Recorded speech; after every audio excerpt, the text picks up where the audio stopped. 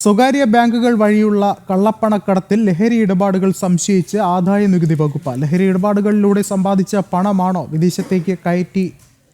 വിദേശത്തേക്ക് മാറ്റി വെളുപ്പിച്ചതെന്നാണ് സംശയം. ക്രിപ്റ്റോ കറൻസി ഇടപാടുകൾ സംബന്ധിച്ചുള്ള അന്വേഷണവും ആദായനികുതി വകുപ്പ് നടത്തുന്നുണ്ട്.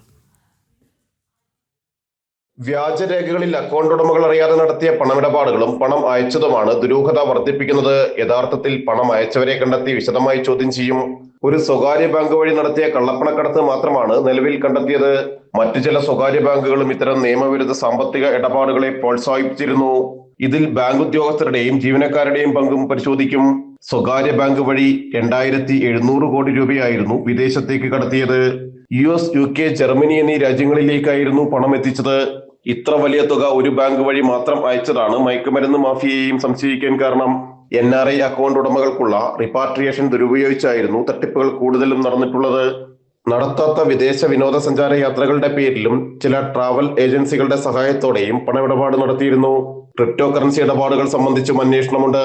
കള്ളപ്പണക്കടത്ത് കേസിൽ ആദായനികുതി വകുപ്പിൽ നിന്ന് EDയും വിവരങ്ങൾ ശേഖരിച്ചു വരികയാണ്. ജനം, കൊച്ചി.